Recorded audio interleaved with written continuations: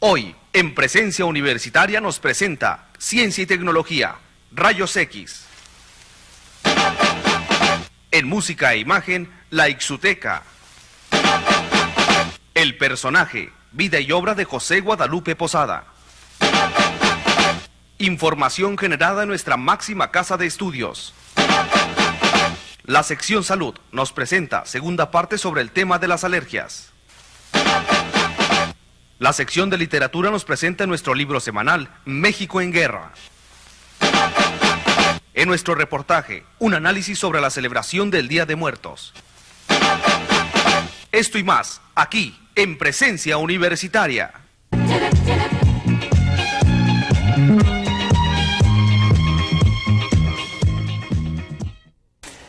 ¿Qué tal, amigos? Gracias por acompañarnos. Esto es Presencia Universitaria. Desde el pasado domingo iniciamos una nueva era, entramos de hecho a un nuevo horario. Esto debido a los factores que inciden para que en la vecina ciudad de El Paso, Texas, y de hecho en toda la Unión Americana, recorran sus relojes por 60 minutos. Pues bien, nuestro programa inició, como ya les comentaba, a partir del pasado domingo, una nueva era. Estamos ya de 12 de la tarde a 1 de la tarde. Así que gracias por acompañarnos en este nuevo horario. Mil gracias, la verdad, por seguir sintonizando Presencia Universitaria, el programa de la Universidad Autónoma de Ciudad Juárez. ¿Y qué le parece si recordamos un poquito, y de hecho lo vamos a estar haciendo durante toda nuestra emisión de este domingo 5 de noviembre, en relación a cómo se festeja el Día de los Muertos en nuestra frontera? Para eso tendremos un reportaje, como ya lo comentábamos por ahí en la sinopsis. Pero vamos a entrar de lleno a lo que es ciencia y tecnología. En esta ocasión nuestros guionistas le prepararon algo sobre los rayos X. ¿Quién nos descubrió? ¿Cómo se inventaron de hecho? ¿Cómo se aplican en la actualidad para el desarrollo de la sociedad? Vamos a ver esto.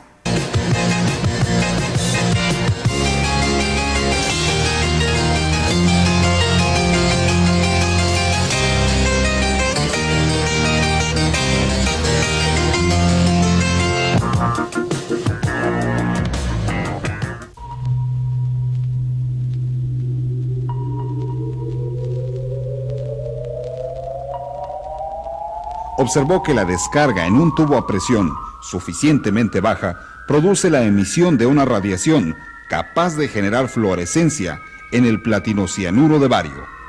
Este descubrimiento tuvo lugar el 8 de noviembre de 1895 y Röntgen los llamó rayos X o radiación X por ser desconocidos. Por este importante bien a la humanidad, Wilhelm Röntgen obtuvo en 1901 el Premio Nobel de Física, que fue el primero de los premios que en este tipo se concedieron. El papel, la madera y muchas otras sustancias que son opacas a la radiación visible y ultravioleta resultaban transparentes a este nuevo tipo de radiación, determinándose su origen en la zona donde un haz de rayos catódicos golpea la pared del vidrio del tubo. Los rayos X se producen con aparatos especiales que constan de un tubo y del correspondiente dispositivo de alimentación. La alimentación de un tubo para rayos X requiere una tensión, a ser posible continua, de unos 50 a 250 kilovatios. Para obtener rayos X más penetrantes, se recurre a aceleradores de electrones tipo Betatron o de Van der Graaf, poniendo el anticátodo en el interior del tubo acelerador. Cuando la radiación electromagnética de frecuencia correspondiente a los rayos X tiene un origen nuclear, toma el nombre de radiación Y. Un ejemplo de este tipo de radiación lo constituye la bomba de cobalto. En 1897, Walter Cannon, estudiante de fisiología, demostró que si un animal ingería una solución líquida del elemento metálico bismuto, se podía fotografiar su intestino con rayos X. Este efecto se perfeccionó para el estudio de órganos internos humanos. Desde entonces, la radiología se sirve de los rayos X o Röntgen para demostrar las alteraciones que provocan las enfermedades en los diversos órganos y aparatos internos del cuerpo humano, haciendo posible su reconocimiento precoz y contribuyendo, a menudo, en forma decisiva, al diagnóstico acerca de la naturaleza del proceso causal. Asimismo, pertenece al ámbito del radiodiagnóstico, la utilización de las radiaciones emitidas por los isótopos radioactivos de los constituyentes normales del organismo. De igual forma, el radiodiagnóstico se sirve desde sus comienzos de dos técnicas fundamentales, la radioscopía y la radiografía. La radioscopía se basa en la fluorescencia que provocan los rayos X en algunas sustancias como el platinocianuro de bario y el tungstato de calcio, que permite ver una imagen caracterizada por sombras oscuras que corresponden a las partes que absorban más las radiaciones e impiden la iluminación de la pantalla fluorescente. Por ejemplo, los huesos y las zonas de intensa luminosidad en los lugares en que las radiaciones conservan su efecto fluorescente por haber atravesado partes muy permeables a los rayos como los pulmones. Por otra parte, la radiografía, basada en el efecto fotográfico de los rayos X, da una representación de las partes corporales totalmente distinta. Los huesos aparecen blancos porque impiden la reducción de la gelatina al bromuro de plata. Röntgen, al descubrir este tipo de rayos, ofreció a los médicos la posibilidad de servirse de ellos mediante las dos técnicas anteriores para producir las partes internas del cuerpo humano. Este nuevo uso se mostró pronto de gran importancia para el estudio del esqueleto y de los campos pulmonares, constituido por partes y órganos que desde el punto de vista radiológico están dotados de un contraste natural que los hace resaltar sobre otras partes corporales. Los huesos son ricos en sales de calcio y por consiguiente mucho más radioopacos que otras partes, mientras que los pulmones, debido a su contenido aéreo, son mucho menos densos que las otras partes circundantes y por lo tanto más transparentes. Sin embargo, para obtener la reproducción de la forma y del tamaño de los diversos órganos internos, de sus paredes, de las cavidades contenidas en ellos y de otras particularidades, no basta una simple radiografía. Por ese motivo, se recurrió a los medios de contraste que permiten evidenciar de forma selectiva cada órgano o víscera, haciéndolo resaltar cada uno por separado. Por orden cronológico de introducción, los medios de contraste son el sulfato de bario, las suspensiones oleosas de yodo y los compuestos orgánicos estables de yodo hidrosoluble, los cuales se pueden inyectar en la circulación sin ningún temor, ya que son rápidamente eliminados por el hígado y el riñón. A principios del siglo XX se desarrolló una nueva forma de medicina llamada radioterapia, que aprovechaba el efecto pernicioso de las radiaciones sobre el tejido vivo, estableciéndose como tratamiento para cánceres de la piel, lengua y garganta, y empleándose extensamente en combinaciones con la cirugía para tratar cánceres de órganos internos. La radiología diagnóstica llegó a su cumbre en los años 50. El desarrollo de la cámara de rayos gamma y del escáner ha reducido el uso de las anteriores técnicas de rayos X. A partir de los años 60, cuando el secuestro de aviones se convirtió en un riesgo frecuente, se idearon aparatos de rayos X para comprobar la posible existencia de armas y bombas en los equipajes. Estos detectores pueden descubrir incluso finísimos alambres de metal y muestran cualquier objeto metálico en una pantalla de televisión que es constantemente observada por el personal de seguridad. Una unidad de rayos X puede revisar hasta 1100 maletas por hora. Asimismo, las máquinas más perfeccionadas pueden ampliar una parte de la imagen de la pantalla para mostrar los objetos sospechosos con más detalle. Es así como el descubrimiento del Röntgen, con el paso del tiempo, fue perfeccionándose y ayudando al hombre, no solo en el área médica, sino en otros sectores de la actividad humana. En la actualidad, los rayos X amplían su utilización en la medicina con aparatos más sofisticados como aquellos para practicar la tomografía y la mamografía computarizada, para diagnosticar infinidad de enfermedades, representando así un elemento para el desarrollo del mundo contemporáneo.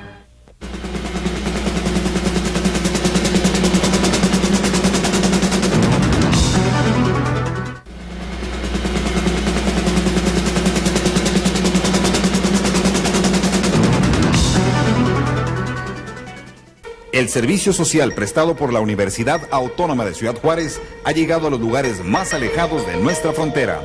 Brigadas multidisciplinarias y constantes, haciendo presencia universitaria con la comunidad. Universidad Autónoma de Ciudad Juárez, 16 años de universidad en nuestra frontera.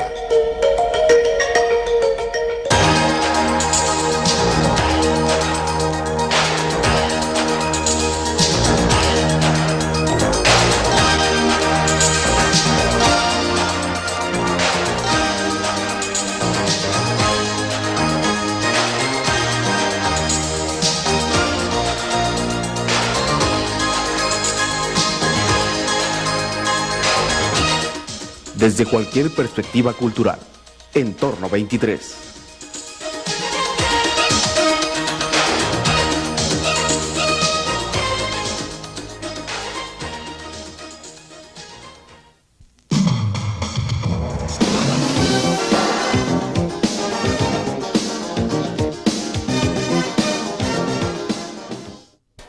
Pasemos ahora a la sección de música e imagen.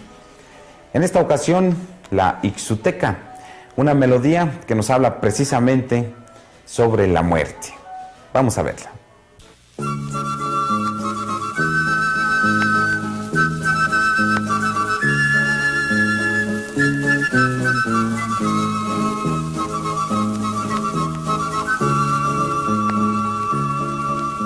Yo andaba buscando la muerte cuando me encontré contigo. Yo andaba buscando la muerte cuando me encontré contigo. De ahí tengo el corazón en dos mitades partido. De ahí tengo el corazón en dos mitades partido. La una le teme a la muerte, a la otra le espanta el olvido. La una le teme a la muerte, a la otra le espanta el olvido. De ahí tengo el corazón en dos mitades partido. De ahí tengo el corazón en dos mitades partido.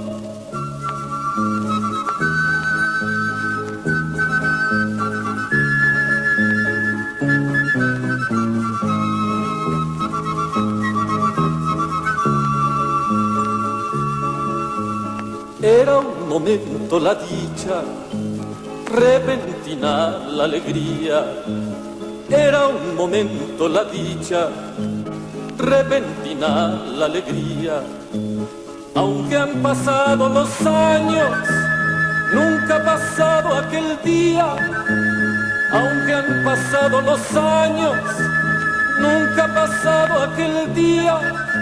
La dicha quedó conmigo, ya es eterna la alegría.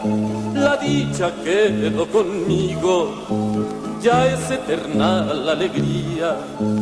Aunque han pasado los años, nunca ha pasado aquel día. Aunque han pasado los años, nunca ha pasado aquel día.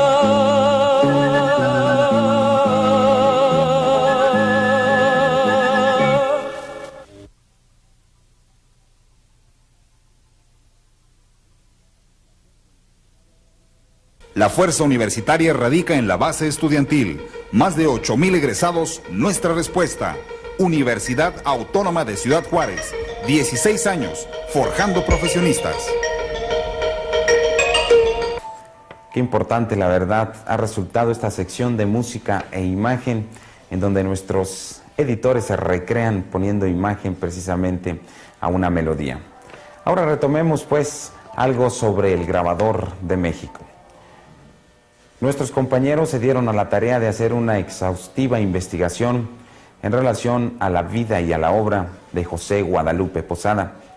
Usted lo sabe, es un hombre que dejó más de 1000 grabados y que actualmente los vemos por todo el país. Miguel Moreno hizo este trabajo, esperemos que usted lo disfrute. Es la vida y la obra de José Guadalupe Posada en nuestra sección Nuestro Tema. Con ustedes, Posada, el grabador de México.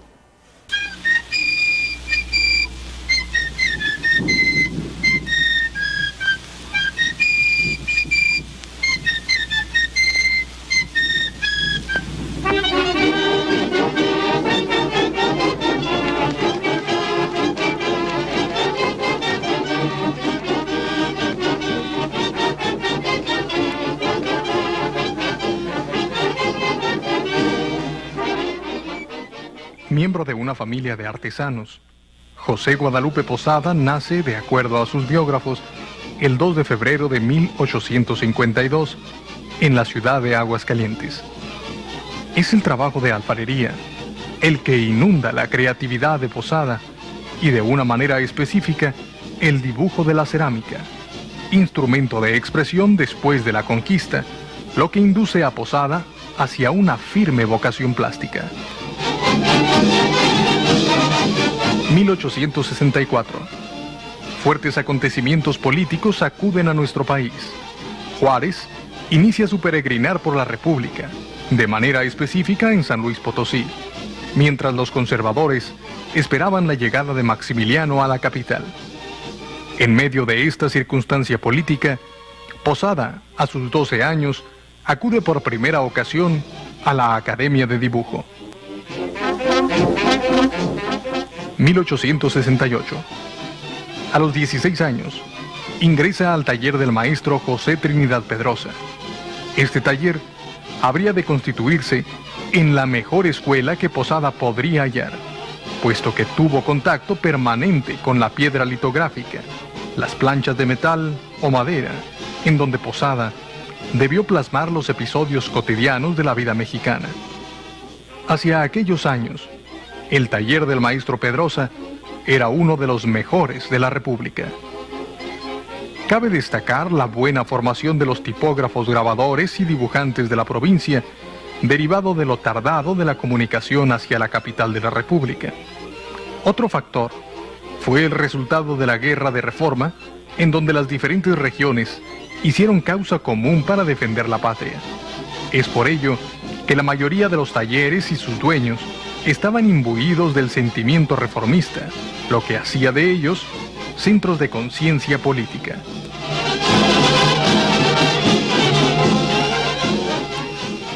...1871... El maestro Pedrosa pierde una batalla política, afectando su taller. Por esto, cambia de residencia asentándose en la ciudad de León, Guanajuato. El joven Posada lo acompañó en este exilio, por así llamarlo. Este año es muy significativo, puesto que muere el padre de Posada. Reinicia actividades en 1872 y para septiembre del mismo año disuelve la sociedad con el señor Pedrosa, quedando Posada como el dueño del taller imprenta.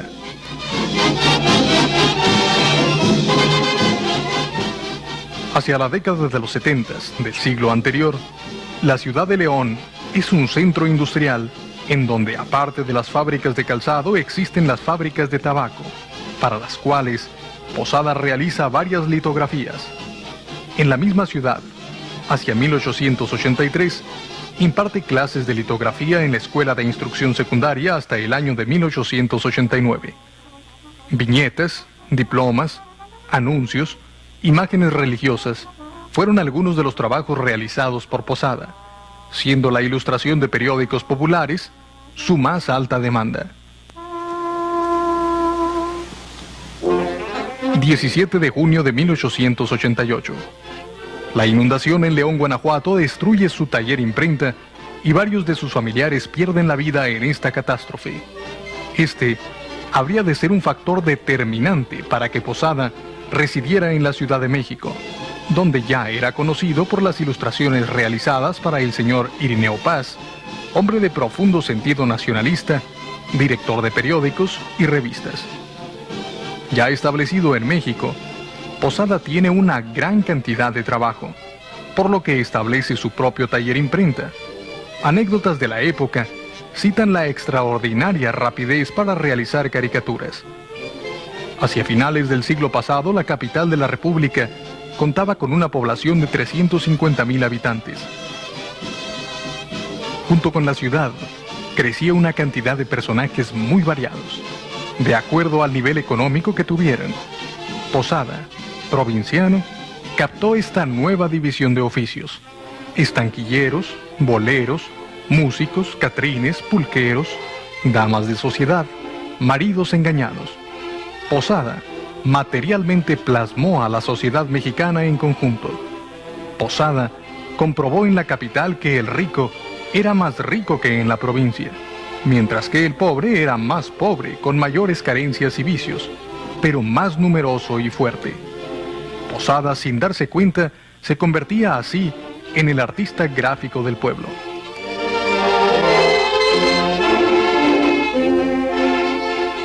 Es testigo del desarrollo industrial de México, siendo la construcción del ferrocarril el evento más significativo, ya que unió a la costa con el altiplano. Podemos decir que Posada realizó el viaje de Aguascalientes a León en diligencia, mientras que de León a México en ferrocarril.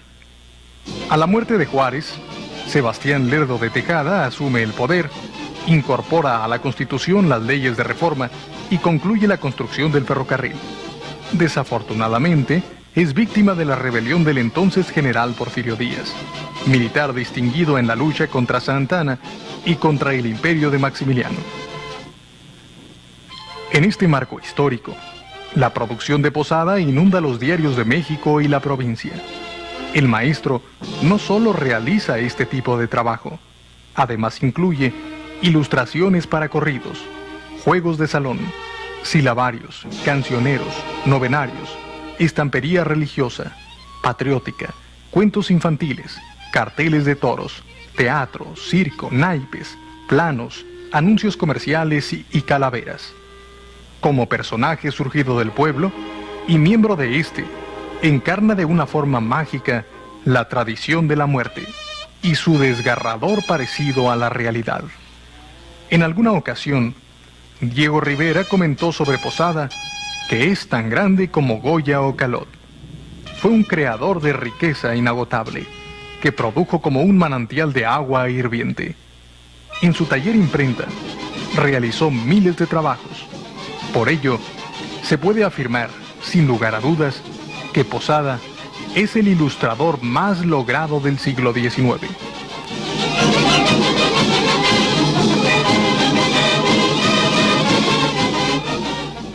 Formaliza en 1890 un contrato con el editor José Vanegas Arroyo, empresa en la que habría de trabajar hasta la muerte. Vanegas era un editor especializado en gacetas populares en las que informaba sobre catástrofes, crímenes, escándalos, incendios, procesos sensacionales, peregrinaciones y milagros.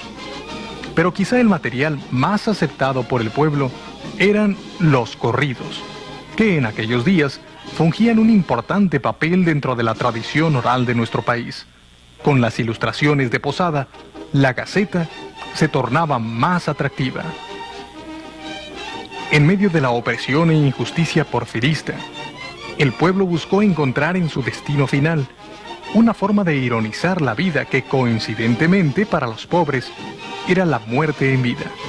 Quizá una paradoja, un juego de palabras, pero la muerte, a través de la desnutrición, las epidemias y miseria, golpeaba lacerantemente la vida.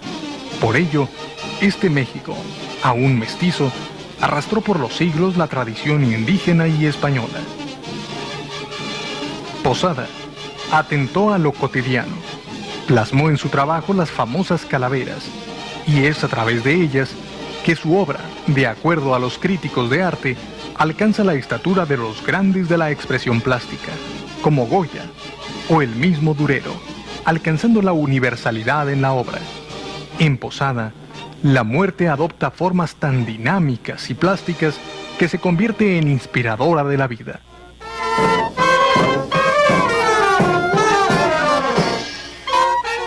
Posada fue testigo de una vida dura y amarga, llena de miserias y cadáveres, y de ella pudo crear una hoguera de inagotable luz. El mismo Diego Rivera incluye la famosa calavera posadiana en su mural del Hotel del Prado en la capital de la República, como huésped permanente de su obra. Hay que subrayar que el culto en los muertos no es una aberración del espíritu. Por el contrario, es un acto que robustece la eternidad del hombre y su obra. Los mexicanos solemos guardar y sublimar en nuestra entraña el recuerdo de los muertos porque representan lo mejor de cada uno de nosotros.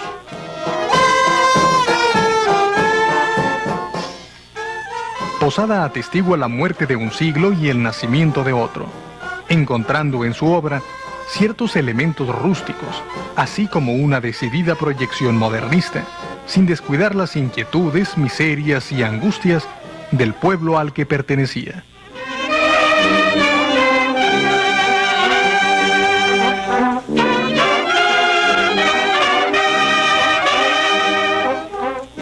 Muere el 20 de enero de 1913, días antes de la decena trágica.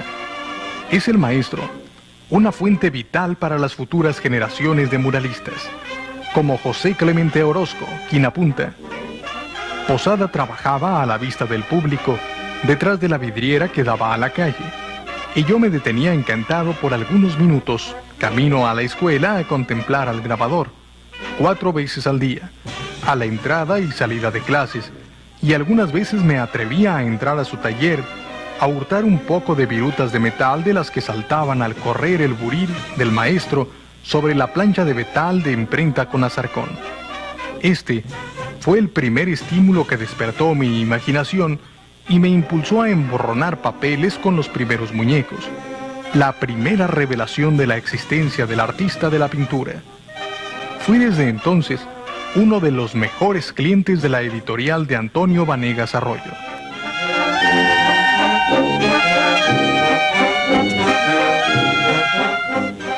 De los 61 años de su existencia, Posada dedicó 46 a su labor de perseverancia, a la callada pasión y dedicación de un artista a su pueblo. Al igual que los grandes artistas, Posada, dice Orozco, fue una admirable lección de sencillez, humildad, dignidad y equilibrio. Estas son las virtudes que caracterizan al genial grabador. Esta es la imagen que después de su muerte, y respondiendo a la invitación del movimiento plástico revolucionario, se yergue, se agiganta como el precursor, como el creador que responde a un genio y a la sensibilidad del pueblo mexicano, como el visionario, el profeta de una de las grandes epopeyas de la plástica universal.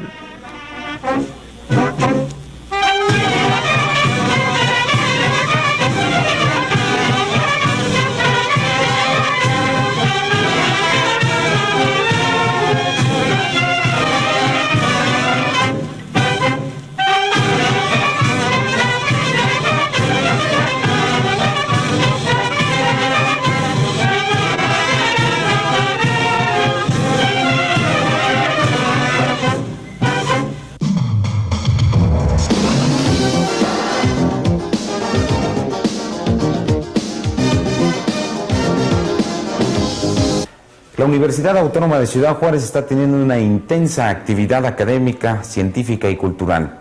Este es nuestro primer bloque informativo, todo lo que sucede en el entorno universitario. Este es nuestro primer bloque informativo aquí, en Presencia Universitaria. La Universidad Autónoma de Ciudad Juárez, al iniciar el día próximo 13 de noviembre la atención odontológica especializada, amplía la gama de servicios a médicos, jurídicos y de orientación vocacional que está prestando a nuestra comunidad, independientemente de los recorridos que las brigadas hacen semanalmente por las diferentes colonias de la periferia. En la actualidad, la UACJ proporciona atención médica en la clínica universitaria, donde las recién ampliadas instalaciones están aportando un promedio de 50 consultas diarias, independientemente de los casos de cirugía, partos y urgencias que presentan los residentes del sur de la ciudad y poblados cercanos como Samalayuca y Villa Ahumada. Aunado a este servicio que se aporta a las 24 horas del día, funciona el Centro de Toxicología del Instituto de Ciencias Biomédicas para atender única y exclusivamente casos de intoxicación. Asimismo, la Escuela de Odontología proporciona atención médica general en enfermedades bucales, diagnóstico y extracciones, y a partir del próximo mes las especialidades de endodoncia, periodoncia y odontopediatría, entre otras.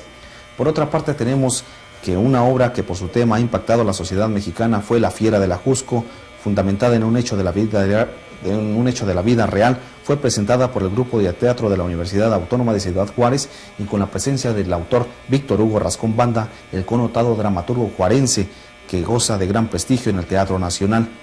Esta obra fue presentada en el Centro de Readaptación Social para Adultos. Por otra parte, la Universidad Autónoma de Ciudad Juárez, inmersa en una ciudad cuyo crecimiento es acelerado, proyecta la apertura de nuevas carreras que la hagan ir al par con ese crecimiento y estar en posibilidades de atender la demanda de profesionistas en diferentes renglones de la productividad si se le presentan. Para el efecto, según declaraciones del ingeniero Alfredo Cervantes García, se tienen en proyecto las carreras de Ingeniería Química, Ingeniería Mecánica y Licenciatura en Educación, y dejar en definitiva la de administración aduanera, que se tenía contemplada como un proyecto especial nada más para 2 generaciones. Aunado a esas nuevas opciones educativas, se contempla la expansión de los posgrados y proyectos de investigación de una mejor calidad que se lleva implícita, lo cual permitirá que en el futuro la UACJ cuente con una mayor oferta educativa de todos los niveles de educación superior. Este es nuestro primer bloque informativo. En unos momentos regresamos con más información. Estamos creciendo. En la Universidad Autónoma de Ciudad Juárez vivimos al ritmo del progreso fronterizo. Incrementamos la infraestructura física para satisfacer en mayor medida la demanda de nuevos profesionistas que sirvan a su comunidad. 3 institutos, 17 carreras profesionales, 5 maestrías, 9 especialidades, un centro de lenguas. Actualmente se construyen nuevas aulas, estacionamientos, un gimnasio y un centro de convenciones. Universidad Autónoma de Ciudad Juárez. Compromiso que se cumple.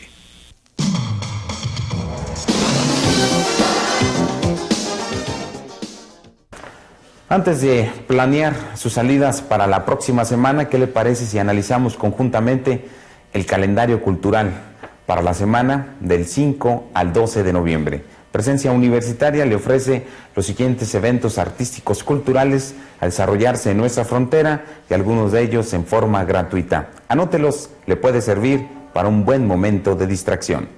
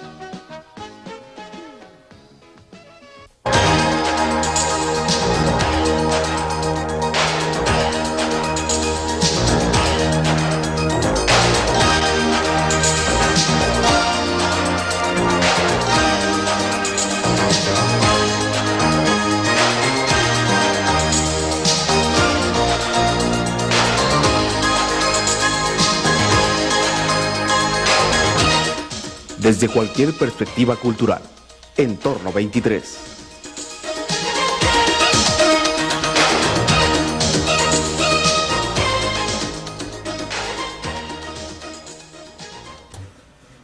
Una de las secciones importantes que han impactado por la naturaleza de la misma es sin duda la que celebramos en coproducción con el ISSSTE.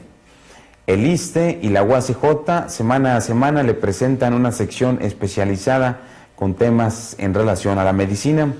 En esta ocasión vamos a concluir con la participación de la doctora Norma Águila en relación a su importante tema sobre la alergia.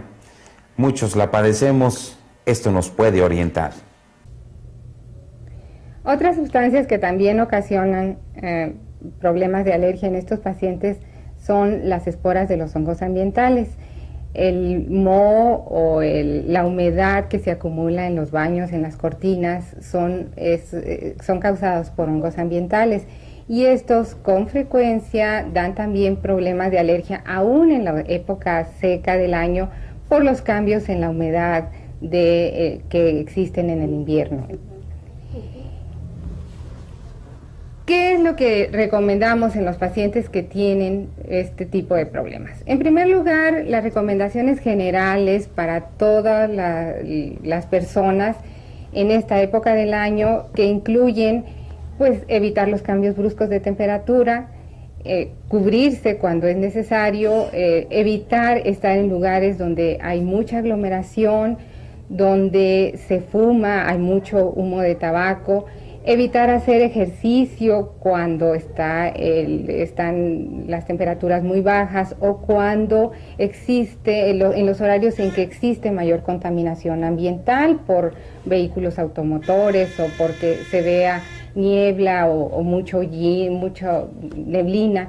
Entonces es conveniente para todos nosotros tomar esas medidas para evitar las infecciones. Igualmente, pues evitar el contacto con personas que estén padeciendo problemas respiratorios infecciosos.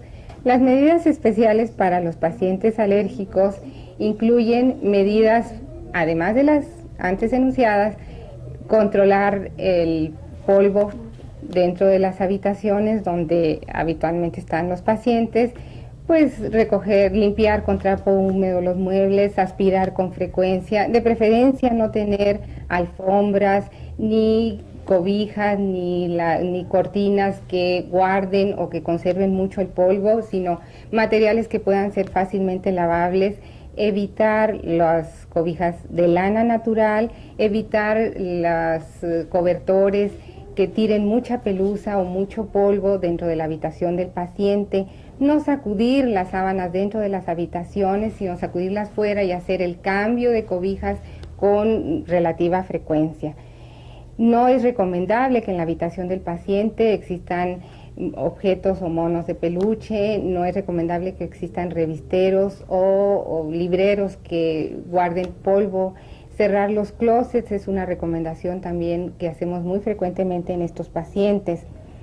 En relación a los problemas de humedad en las paredes, es conveniente vigilar que pues no haya filtraciones, que no haya demasiada humedad en las paredes, hacer limpieza en los baños con materiales como cloro para quitar estos hongos que frecuentemente están ubicados en estos sitios. También hay que tener mucho cuidado con todas estas sustancias irritantes, el cloro, el amoníaco, los insecticidas, los desodorantes. Todo lo que viene en sprays son con frecuencia desencadenantes de cuadros respiratorios importantes.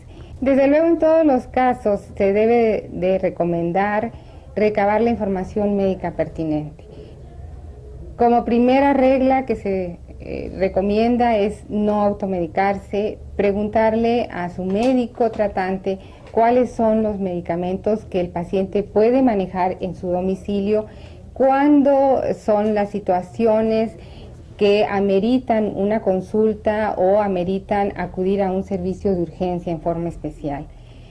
Los medicamentos que manejamos desde el punto de vista alergológico tienen riesgos como todos los medicamentos, pero bien llevados, bien indicados, son medicamentos que en un momento determinado pueden controlar totalmente la sintomatología o incluso llegar a salvar la vida, pero deben de indicarse exclusivamente bajo prescripción médica. Cuando un paciente se le ha detectado por medio de las pruebas cutáneas que es alérgico a sustancias que no pueden evitarse dentro de su medio ambiente, el siguiente paso es indicarle una vacuna hiposensibilizante. Esta vacuna hiposensibilizante se debe de determinar si se utiliza en forma estacional o si se debe de utilizar en forma continua durante todo el año, o bien si realmente el paciente la necesita o bien puede controlarse mediante medicamentos, ya sea preventivos o sintomáticos. Entonces, la indicación de la vacuna es que el problema sea más o menos severo, que los medicamentos que se utilizan normalmente para tratarlo no sean lo suficientemente efectivos para permitirle llevar una actividad normal en su vida diaria, o bien que estos medicamentos, aunque lo controlan, le provocan otra serie de molestias que hacen imposible su uso. Entonces, esta es los criterios que norman el uso de vacuna hiposensibilizante.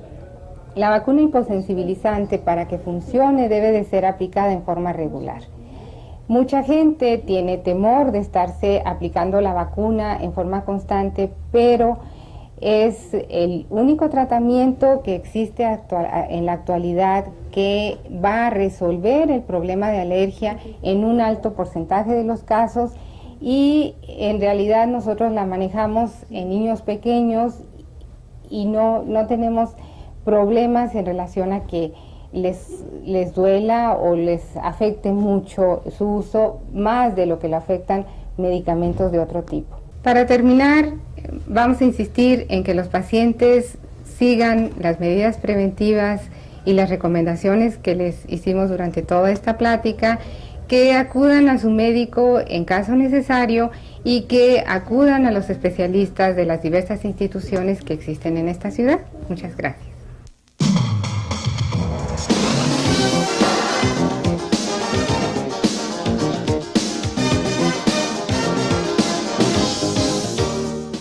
Estaba yo hojeando este libro, la verdad que se me hace bastante interesante, y de esto precisamente nos va a hablar el profesor Juan Holguín en su sección El Libro Semanal. Lo que pretendimos desde un inicio con esta sección es orientarle sobre los libros que realmente le pueden dejar algo, que pululan muchos en nuestra ciudad. Solicitamos la colaboración de Librería Atenas y ellos amablemente cada semana nos hacen llegar un interesante ejemplar. En esta ocasión nos mandan México en Guerra, de José Luis Ortiz Garza. Es un libro muy interesante, creo yo. En unos momentos nos va a decir el profesor Juan Holguín qué es el contenido y hacia dónde nos puede llevar esta interesante lectura. México en Guerra, vamos a ver qué nos comenta el profesor Juan Holguín sobre esta interesante obra. El libro de la semana hoy presenta en el segmento de presencia universitaria La Guerra, México en Guerra. México en Guerra, de José Luis Ortiz Garza, un escritor coahuilense que pese a su juventud ha asombrado a la literatura nacional con su obra. México en Guerra, de José Luis Ortiz Garza. El autor, que es nacido precisamente en la posguerra, nos lleva en este trauma bélico, nos lleva en su obra a momentos muy recónditos, porque sin duda alguna su deseo es hacer público una serie de secretos que se dieron entre las grandes corporaciones, los grandes poderíos de los medios de comunicación, donde en algunos con una ausencia total de ética se prestaron a la política internacional originada en Estados Unidos de Norteamérica, y algunos medios se entregaron, por así decirlo, a los propósitos norteamericanos. Tenemos en el plano de la comunicación, entonces, en primer lugar, la prensa. Para todos nosotros es bien sabido el poder que tiene la prensa escrita. Inclusive podemos citar aquí mismo que la muerte de Francisco Villa se debió precisamente a una declaración que hiciera a los medios informativos, donde él se le cuestionaba sobre su participación futura en la política nacional. Pancho Villa dejó ver que en su futuro inmediato podría participar en el panorama político nacional, y en Parral, Chihuahua, le tocó morir. Y esto, repito, lo motivó la prensa escrita. Tenemos así una serie de datos, de situaciones que se han dado a través de la fuerza que representan los medios de comunicación. José Luis Ortiz Garza, en México en Guerra, en este libro que está siendo bastante comentado y que está causando polémica, nos informa sobre la historia secreta de los negocios entre propietarios de medios de comunicación mexicanos con norteamericanos durante la época o en la época de la Segunda Guerra Mundial. Y más que todo, José Luis Ortiz Garza, sin descubrirlo, simplemente nos explica que medios como el cine, medios como la radio, en nuestro país sirvieron muy bien para los intereses norteamericanos.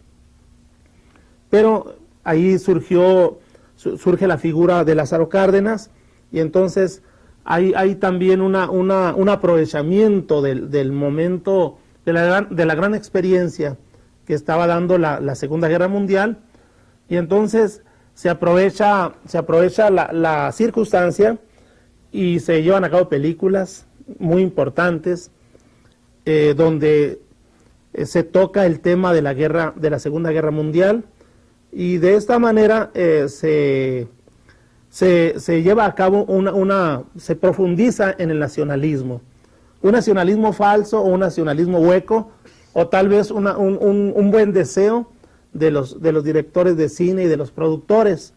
El caso es que a partir de la Segunda Guerra Mundial, José Luis Ortiz Garza toma a la Segunda Guerra como un paradigma, y entonces se convierte, según él, en un vehículo propagandístico, en un vehículo veraz, donde a través del cine, de revistas, de periódicos, de la radio, se va logrando que caiga ese terror o ese pánico, o más bien esa adversión que se sentía hacia los Estados Unidos de Norteamérica. Porque para todos es conocido que las películas de la Segunda Guerra Mundial, el héroe siempre es el norteamericano, el soldado norteamericano, y esto fue causando verdadero impacto, de tal manera que se fue sensibilizando a los mexicanos para que fueran aceptando la norteamericanización. Entonces, México en Guerra es una obra, es hasta cierto punto un compendio sobre esos secretos que existen, que fueron los móviles para que la Segunda Guerra Mundial se tomara como un instrumento utilitario de parte de intereses muy poderosos, y llevarnos de la mano en hechos culturales como se traducen a través del cine, a través de una programación radiofónica y de una bien dirigida prensa escrita. Les invito finalmente para que México en Guerra sea leído, porque merece el análisis de nuestros amables lectores. Gracias. El servicio social prestado por la Universidad Autónoma de Ciudad Juárez ha llegado a los lugares más alejados de nuestra frontera. Brigadas multidisciplinarias y constantes, haciendo presencia universitaria con la comunidad. Universidad Autónoma de Ciudad Juárez, 16 años de universidad en nuestra frontera. Continuamos con información generada en el Departamento de Prensa de la Dirección General de Comunicación Social, y aquí se la mostramos en Presencia Universitaria. Adelante. Este es nuestro segundo bloque informativo aquí en Presencia Universitaria. El convenio que la Universidad Autónoma de Ciudad Juárez suscribió con la Universidad Estatal de Nuevo México el pasado mes de septiembre comenzará a ejercerse al momento en que maestros de esta última institución inicien la impartición de clases en la maestría en automatización y control. De hecho, los maestros de la UEM ya hacen presencia en la OACJ al estar trabajando en la reestructuración del plan de estudios de la maestría en automatización y control, que comenzó a impartirse en el Instituto de Ingeniería y Arquitectura en enero del año en curso. La maestría de referencia va dirigida a ingenieros que diseñan equipos o están involucrados en el desarrollo de la tecnología en el interior de las plantas de producción. La maestría se inició con 17 estudiantes que han perseverado en el estudio y que profesores extranjeros que particularizan en materias relacionadas con electrónica digital. Por otra parte, independientemente del posgrado de automatización y control, la universidad está diseñando el plan de estudios para la maestría en manufactura, que se proyecta al iniciar el primer semestre de 1990 en un curso propedéutico. Dada la expansión del sector industrial que se registra en todo el país, con énfasis en las zonas nortes donde prolifera la industria maquiladora, esta nueva maestría representa una magnífica oferta para la Universidad Autónoma de Ciudad Juárez, para los profesionistas que deseen y necesiten ir adelante en su superación. Por otra parte, por 7º año consecutivo, la Escuela de Diseño de Interiores de la Universidad Autónoma de Ciudad Juárez dio continuidad a la tradición del Día de Muertos, con un concurso de altares y tumbas y un festival en el que participaron los grupos artísticos universitarios, así como el ballet folclórico, quienes apoyaron esta actividad con un trabajo dancístico que recuerda la forma en que se observa la tradición en varias partes de la República, incluyendo la Sierra Tarahumara. La fiesta de los muertos se llevó a cabo el jueves 2 de noviembre a partir de las 7 de la tarde en el Instituto de Ingeniería y Arquitectura, cuyos jardines dieron marco a la exposición de tumbas y altares, así como puestos ornamentados con papel picado para la venta de antojitos mexicanos y demás que año con año se celebran en nuestra universidad. Hasta aquí con nuestro segundo bloque informativo. Bien amigos, pues resulta que el pasado jueves se celebró en nuestro país el Día de los Muertos. Sin embargo, la celebración en distintas partes de nuestra República Mexicana es totalmente distinta, dado que en la frontera se tiene un concepto de cómo se debe recordar o celebrar a nuestros difuntos. En el sur del país es otro. La tradición de los muertos en nuestro país tiene pues bastante antigüedad, más de la que usted y yo en un momento determinado podemos imaginarnos. Cabe recordar que nuestros ancestros, los aztecas, no podían encontrar soluciones a el origen en sí de su ser, de su persona en este mundo.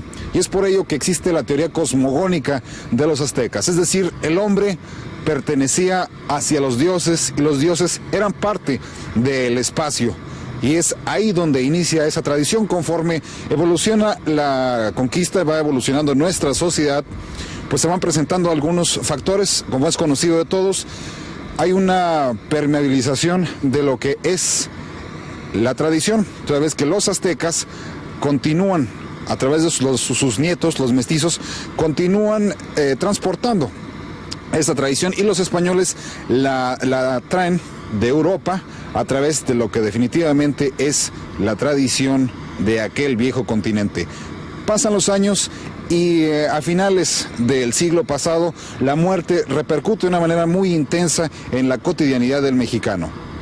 Cabe destacar algunos aspectos muy interesantes, como el caso de José Guadalupe Posada, el hombre que dibujaba la muerte como una extensión propia de la vida. Y por eso, precisamente, nos encontramos aquí, a mis espaldas, podemos encontrar diversidad de tumbas, podemos encontrar diversidad de mensajes, perpetuidad, paz eterna, descanso, todo lo que nuestros seres amados representaron para nosotros y lo que les deseamos. Hay una diferencia muy significativa. Hacia el sur de nuestro país se celebra de inicio lo que es la Noche de Muertos. En el lago de Janitzio, cerca de 100,000 turistas se encuentran concentrados y han abarrotado a aquella población para presenciar el espectáculo de la Noche de Muertos. Curiosamente nos dimos cita en esta madrugada aquí en el Panteón Municipal, pero podemos destacar que no son iguales las tradiciones. Podemos subrayar que geográficamente no es lo mismo, aunque, como puede constar en la tumba que se encuentra hacia mi izquierda, derecha de su pantalla, pues hay gente que ya acudió aún antes de que inicie el día, la fecha o lo que es en sí la celebración de muertos. Repetimos, son las 12 de la noche, estamos iniciando la celebración de este día, de esta gran tradición. Mañana, se lo garantizo, este lugar estará abarrotado por cientos, me atrevo a decir que por miles de gentes que vienen a recordar a sus deudos y que son, como diría un gran pensador mexicano, son una extensión en nosotros mismos. Somos quizá lo mejor de ellos. Desafortunadamente en esta existencia todo es contrastes. Y siendo la vida misma una compañera de la muerte y a la vez encontramos el proceso inverso, existen diferencias sociales. Existe una clara división de clases en lo que es la muerte. Aquí tenemos la tumba de Ramón Arneros, fallecido el 13 de noviembre de 1958. Su familia ha acudido, como se habitúa, como es la tradición, vienen a brindarle un homenaje. Sin embargo, podemos destacar tumbas muy elegantes, losas, piedras, pero podemos concluir una cosa: la muerte es una extensión de nuestra realidad. Hay diferencias, hay clases sociales, y esto repercute e impacta en el homenaje póstumo a aquellos que nos precedieron. Volviendo a la división de clases dentro de la muerte, podemos destacar que cualquier elemento es útil para venerar a nuestros deudos, en este caso, metal. Más adelante podemos encontrar madera, losa, pero hay algunos que ni siquiera eso tienen. Es donde encontramos el abandono, lo profundo del significado de la muerte, en sí la soledad. Pero no hay que olvidar, como lo hemos manifestado en este reportaje, que la muerte en sí es una extensión misma de la vida. Continuamos con el recorrido en esta noche de muertos. Y nos encontramos aquí en el Panteón Tepeyac. Nos encontramos con el señor, ¿cuál es su nombre? Antonio Ávila Calvillo. Señor Antonio Ávila, ¿cuál es su nombre? José Guadalupe Rentería.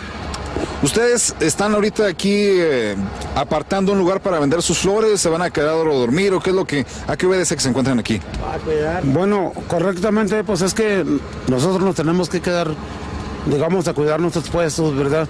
Porque pues digamos, pues tenemos poquita mercancía, ¿verdad? Y pues para dejarla solos, pues puede llegar una persona y se puede llevar al caja, ¿verdad? Minutos antes me comentaban ustedes que también se quedaban porque pues esperaban algo de buena aventura, algo de suerte, algo que el destino les pudiera traer de bueno para el año que entra. ¿Qué hay de esto? Pues es que así es lo que viene, si uno lo que venimos a la suerte, ¿va? Si uno se ayuda, bien, y si Dios nos va mal, pues nos conformamos con lo que venga, pero de todos modos seguimos en lo mismo. Ahora, ¿ustedes cuántos años tienen vendiendo flores, más o menos? Ya tenemos unos 25, unos 20 años, 20, 25 años. ¿Y de dónde heredaron esta tradición de venir a vender flores? Pues es que ya el que le gusta el comercio, le sigue el comercio, ¿verdad? Le gusta, siempre me ha gustado. Y siempre hemos estado aquí, aunque nos vaya bien, nos vaya mal. Esa es la tradición en que llega cada año y venimos y es lo mismo. Bueno, este es el proceso, usted lo puede atestiguar. Y con una rapidez sensacional se establece otro grupo de comerciantes. Día de Muertos en Ciudad Juárez. Si usted pudiera decir un mensaje en este Día de Muertos a la gente que lo está viendo, ¿qué es lo que podría decir? Pues que no abandonen a sus seres queridos. Nada más. Como usted lo ha podido atestiguar a lo largo de este reportaje, la celebración de Día de Muertos en nuestra frontera toma un matiz muy especial, a diferencia de otras partes de nuestra república, pero es en sí una fiel tradición mexicana.